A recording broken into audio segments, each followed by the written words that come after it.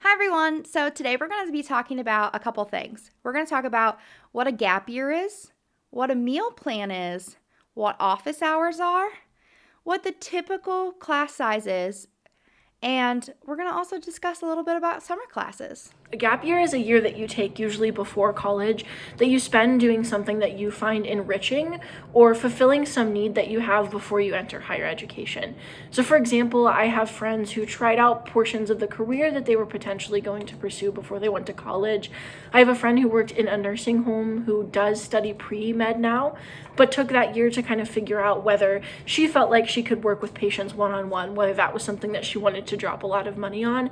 And I have friends who just worked for a year to save money to go to college to make it a little easier financially. I think it can be a real asset to you if you have something fulfilling that you know you want to fill that year with that will really help you feel more prepared and more ready to commit to college after that 1 year mark. A gap year is just basically taking a break from school for a year or like a semester. So because of COVID and people not getting a normal college experience, a lot of people I know have taken a gap year this year, and I kind of wish I have even considered this. So people that I have known that took a gap year, they really loved it. Um, they were able to catch up on like self care. Like after high school, they're like, I'm just gonna take a break for a little bit, and that's great. Some people moved to a different state even, and there's some people just picked up more hours at work, like were even more employed. There is a meal plan here on campus, so which means you don't have to cook your own food if you buy it. You buy the meal plan at the beginning of the year, and then you can go to these dining halls, which are like these cafeterias, at all hours of the day for the most part, and you can get food, breakfast, lunch, and dinner, and that's just kind of how that works.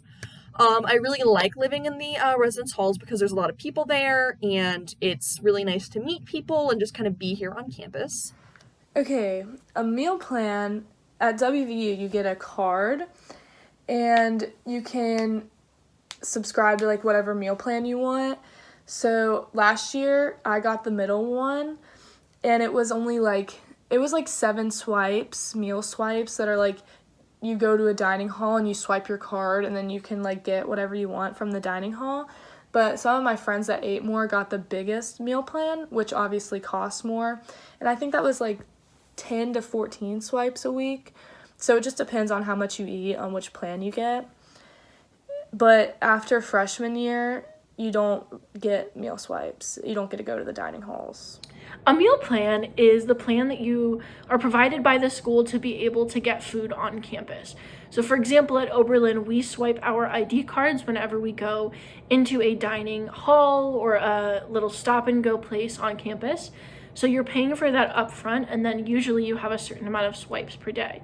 So I can go into a dining hall or get a meal 4 times per day on Oberlin's campus. But there are smaller meal plans if you think you won't eat as much. It just depends on what you think your needs are.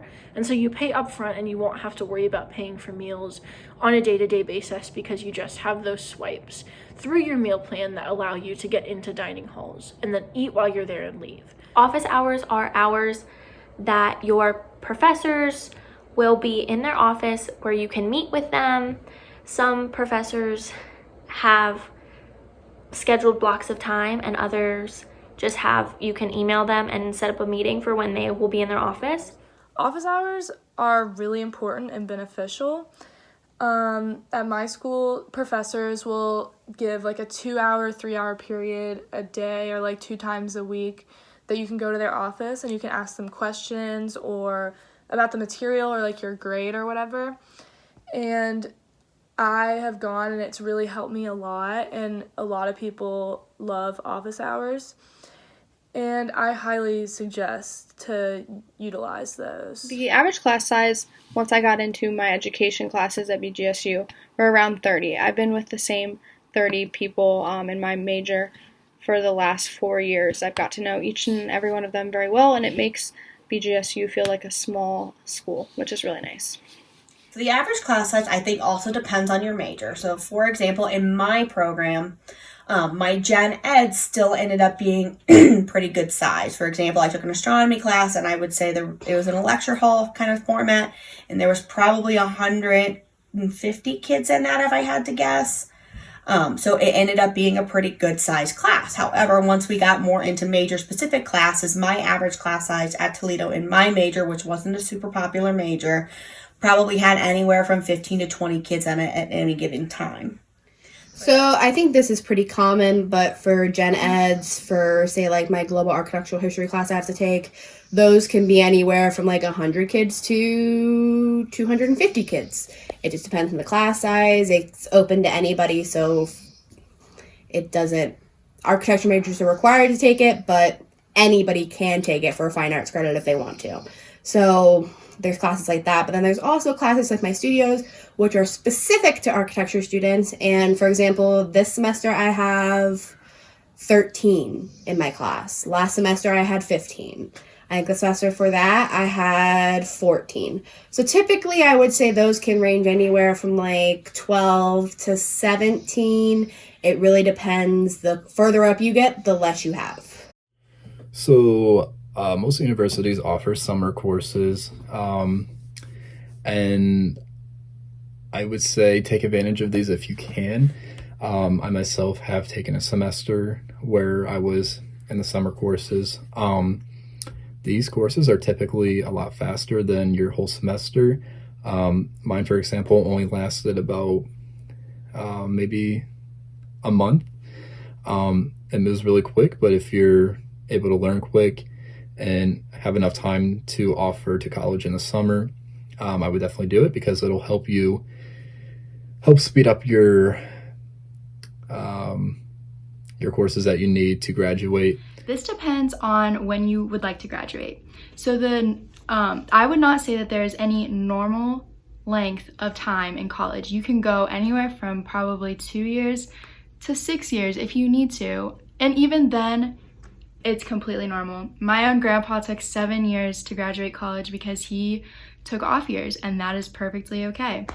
A girl I graduated high school with graduated in 2 years because she jam-packed her schedule. That is okay. I will probably graduate in 4.5, or maybe 5 years, and that is also okay because I took a little longer to decide what I wanted to major in.